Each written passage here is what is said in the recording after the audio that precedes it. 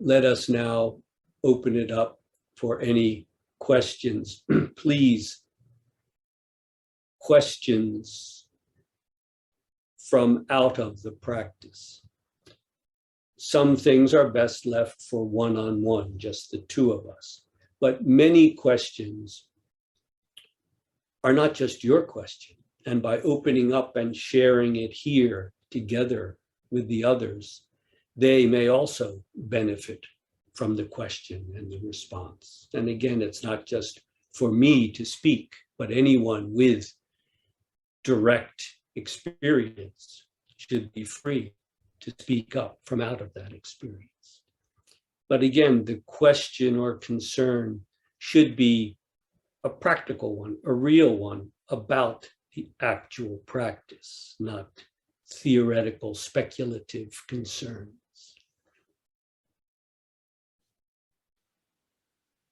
Hi, Jeff. Here's Werner. Jeff, if all comes to an end, if all stops, can it be described? Well, I see I have some expectation, and well, I'm not lucky about that.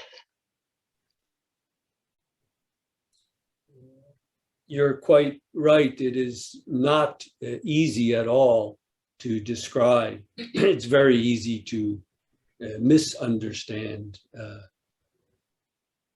That's why Zen teaching is what it is. We use words for sure. There's an incredible literature, but we use it in a rather special way, I might say, in a way that can illuminate it, make it clear rather than confuse it, for example, with descriptions and explanations.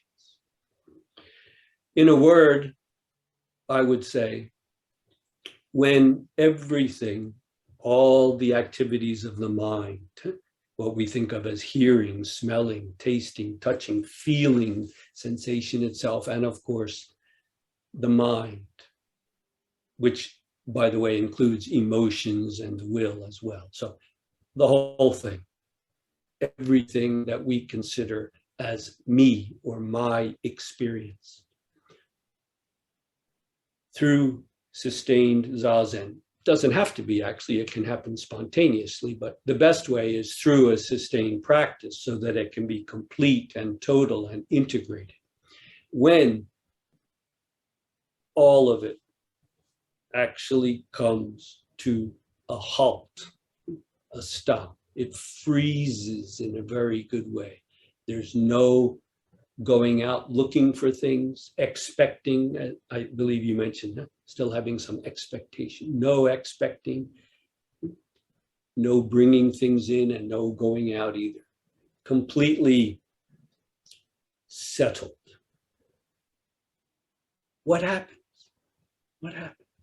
Well, in a word, what happens is at some point you see through that. I like to put it this way. What happens is the self has come to its own end. And then a car goes by, someone beeps the horn, you stub your toe, something happens, a discrete event. And then, how to say, no self, being without self, realizes itself in that act. And to put it another way, experience now flows back through all of those senses, seeing, hearing, smelling, tasting, touching, and thought itself. But now it flows from the source itself, rather than through the lens of the self. That's why we speak of this boundless joy that comes. Werner, you have some experience. Can you please add, correct my poor explanation? Please feel free. Well, I have what I said, expectation, and Expectation. there are many expectation which I have lost. So, but after having lost one expectation, maybe the next one is coming up. That's what is my experience. Mhm. Mhm.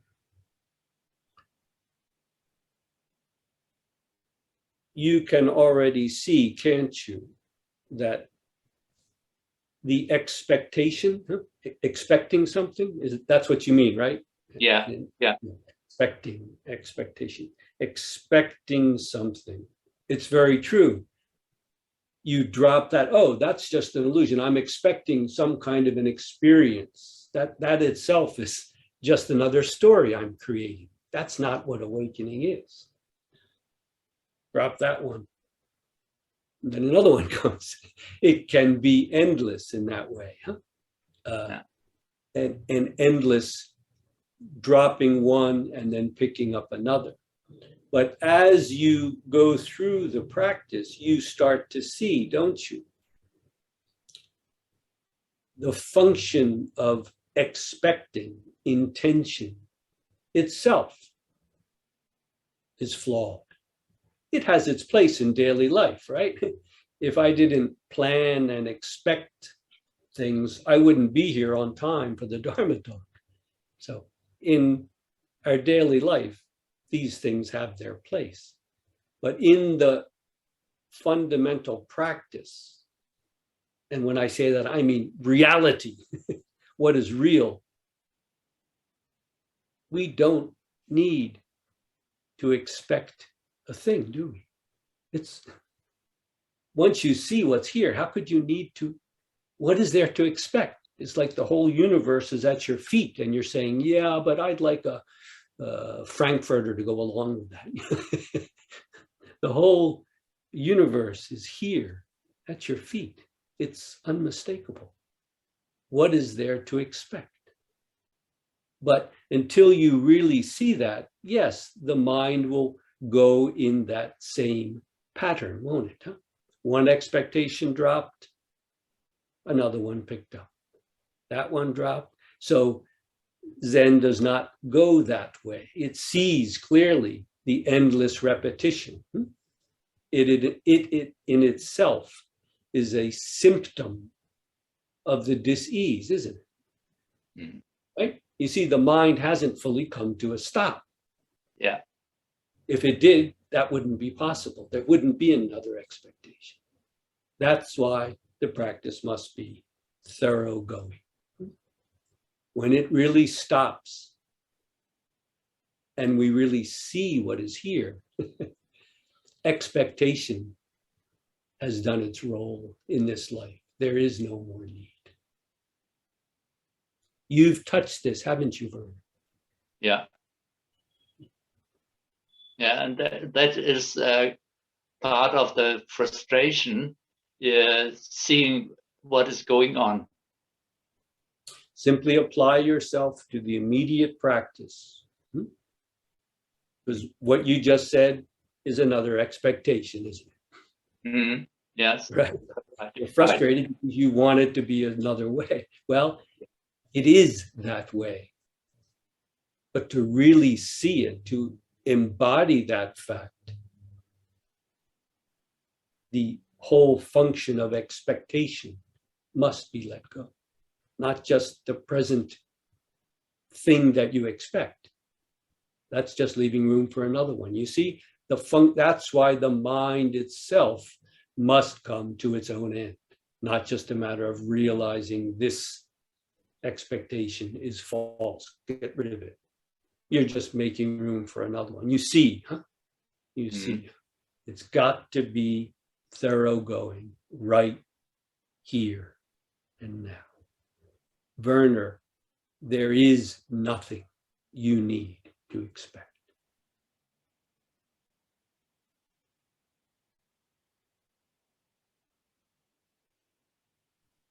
How do I decide if just sitting and watching is enough? And where do I need where's the point where I need to put a question like what is it or who is it, like what you always say? How do I decide when to just watch or to put this question? Yes, you don't need to create or borrow some kind of a question. These questions, as you well know, most of them arose exactly as I described. It comes from out of the depths of your being. At a certain time, a monk or a nun or a lay person, a question came to engulf them. It came to include everything. What is this? Who is this? There are endless possibilities. But the point is, if it comes from out of the depths of your own being, then it can really be applied. It's a living, in a sense, a living koan.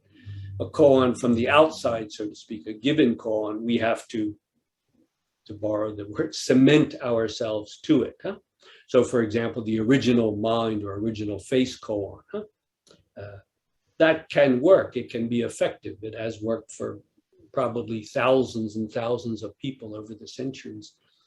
But it's not for everyone either. It's not for everyone. The danger with viewing the mind, viewing the mind is we remain separate. We remain here viewing, maybe very, very clearly, very acutely, being able to see what is going on in our mind, how something arises, stays for a while, and then ceases. And then, as we explained, maybe another expectation comes. It's for a while, and then it ceases. This kind of viewing or examining, there are many, it's true, Bernhard, there are many Buddhist meditations where this is the focus. The sensation of your sole of your foot touching the ground, or the thoughts, the emotions, the feelings, the expectations, examining them carefully to see what are they really made of. In a sense, this is not different than a koan. It's not really different than a koan. It just depends on how far you take it. Again, if you simply remain separate there, viewing or examining, this is something that Zen tends to be critical of, I believe with good reason, because back about 1500 years ago when it developed, that kind of meditation practice was very common, and it was creating difficulties. People spent their lives just sitting there viewing. They never came to the end. So the koan, very simply, developed precisely to put a stop to that. Isn't that what a koan really is? The original mind, original face, or who is this? Any koan. In a sense, when you take it seriously, you can't examine it, can you? You can't just turn it into an object and have thoughts about it. Well, you can, but that's not a koan. It's just an object of your thought. The most famous koan, mu. Does the dog have Buddha nature or not? In Japanese, joshu, pronounced in Japanese, mu, or Chinese, wu, which means no, nope, doesn't. Well, if we simply examine that koan from various perspectives, the words themselves, what could this mu, this no mean? Maybe it can be like the Buddhist shunyata. Yes, this has nothing to do with it. The point of the koan, in a sense, is to put a stop to the activities of the mind, even in the sense you're saying of examining or viewing, because we still remain separate. And so that endless cycle will continue. You will never get to the end that way. That's the insight of Zen, you see? You will never get to the end that way. One expectation is gone and another one comes. It is itself a symptom of the dis-ease. Once again, the mind itself must come to its own end. That's the value of a koan. And again, it doesn't have to be a formal koan. If you really get up close, are you separate from what you are viewing, Bernhard? Can you really separate yourself out? When we really look at our experience very closely, we realize it's impossible, isn't it? It's impossible. So naturally, the mind falls back on itself, so to speak. Wait a minute. Who is this one behind it all? Who is this one that is examining, that is viewing? You follow? Not what is viewed, that's endless. No. Who is the one that is viewing? You see?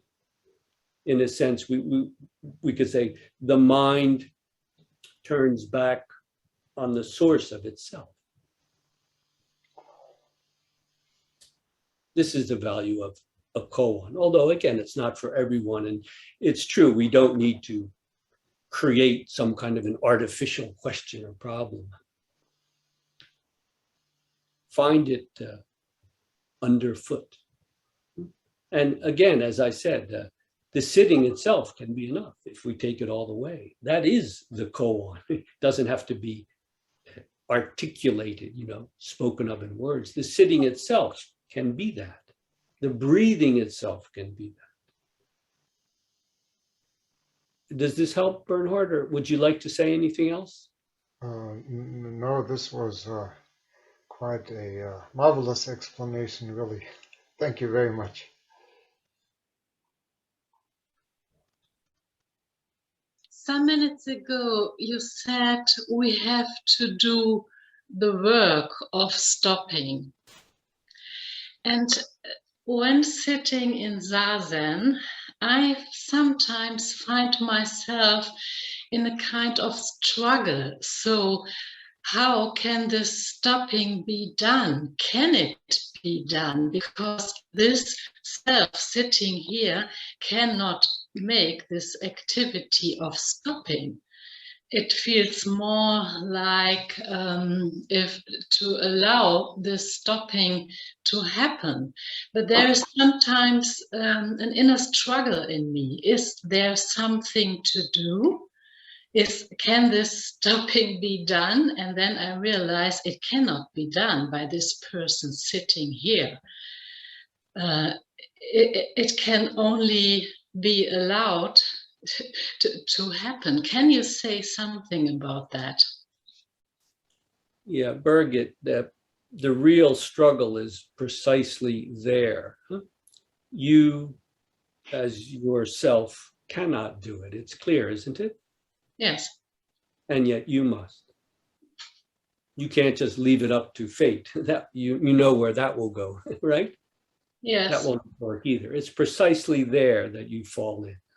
Yeah, but this is the koan in itself. That's right. Now get to the end of it. Okay.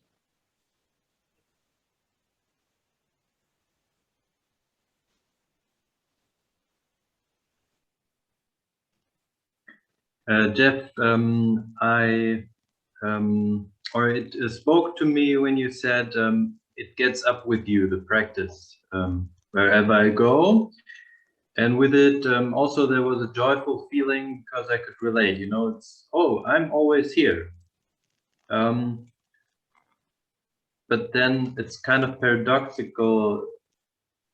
Why should I stop? It's so good, the feeling to be here. I know it helps me to really gain the trust to go further, but still, in my understanding of the rational mind, it's paradoxical. Mm-hmm. It is.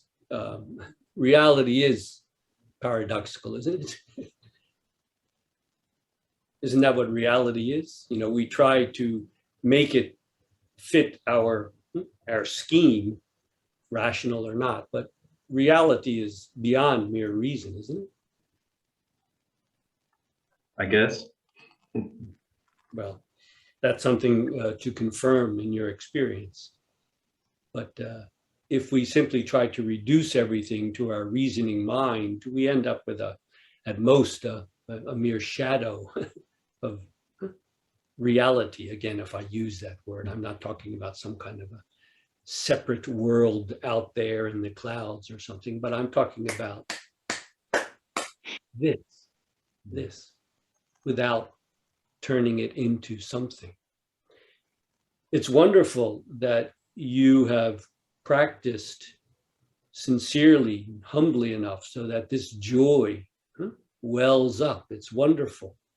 But it's also important not to get too wrapped up in that joy, because that joy, frankly speaking, is nothing compared with the joy of letting go fully. That boundless joy. But you touch it, you taste it, savor it perhaps in those experiences you have. Good, but let that show you, as I said, the way to go. You don't need to create some new story now. Just you see, this is the way to go. It's clear, isn't it? Huh?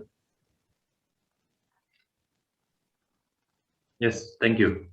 Yes, it encourages you and in a sense shows you, you know, I say the way, it's not like, oh, now I have to do this for 3 weeks and then I do that for a month and I'm done. No, but in your immediate experience, you realize this is where I must be, where I am, but I simply need to be fully here. That joy is beyond boundless. And we don't even hold on to that. You already sense that, don't you? Do you want to say anything else? No, thank you.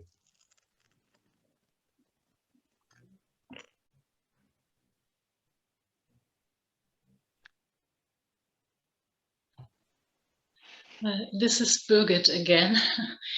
Can you say a little bit more about this word, cement yourself to the koan or to the practice? Because I understand this word, cement, I have an image, and at the same time, there is a little bit of resistance in me because everything is about opening up. And cement sounds like the opposite motion. So maybe can you say something about this, cement yourself to the practice? Yeah, I like to use that image because obviously it was not in the Tang Dynasty Chinese texts of 1300 years ago. But cement is something that we all know of, and we also have seen, you know, the cement trucks, and know that it's actually something very soft and mushy. But once it's been put into place, within a short time, it becomes very, very hard. And you're right, opening up, but opening up is the first part of the practice. Once we open up, we may find that we do not know what we thought we knew. Here, the cement is still very, very soft, but by, again, cementing ourselves to that question, for example, what is this? Who is this? Again, if it arises naturally from out of the depths of your own being. Of course, for a given koan, it's the same thing. If we don't cement ourselves to it, it's a game that we're playing. But again, to cement yourself to it, hard and fast, so that even if you move away, you see, it doesn't separate. Even if you go this way, it goes that way too, doesn't it? You follow? Yes. If you go that way, you no can't. chance. you can't separate from it in a very good sense, you see. Then the practice really becomes constant. There's a wonderful statement by one of the great Zen masters about 1,000 years ago, who spoke, oddly enough, in a dream. He recalled a koan that had really struck him, but he hadn't really resolved. All things return to one. To where does the one return? And he said, all of a sudden, that the point of the koan, to where does the one return? And again, through practice, we're able to cement ourselves, unify ourselves, sustain samadhi, concentrated oneness. All things return to one in our practice. But where does the one return to? And he said, again, it was in a dream, it just came to him. But he said, once that came, he could not let it go. And he speaks about whether putting out my bowls to eat a meal, going to the bathroom, whatever I did, it was where does this one return? And he says, it was like being glued to it. They had a kind of a glue back then, not cement, but it was like being glued to it or nailed to it. I couldn't think about something else, even if I wanted to. Here is where the practice is matured, you see? The opening up is necessary because then you can let go of all of the stuff that you've been holding on to, right? All of those delusions, all of it. But then the process of, pardon the metaphor, but anyway, to cement yourself to what remains. Then when that breaks up, it's clear. The problem is people often just get a little bit of a sense. They put a little dab of glue there and just a little bit, and then, woo, that was wonderful. Let's do it again. And it just becomes, again, another symptom of the dis-ease. So this cement, the idea of really, totally, this is necessary. Do you see? Thank you. This is very helpful. Otherwise, you see, don't you? Precisely your question before. Well, yes, I can't consciously do it. I have to kind of let it happen. But how do I let it happen? That whole thought process needs to come undone. And then you cement yourself to what remains.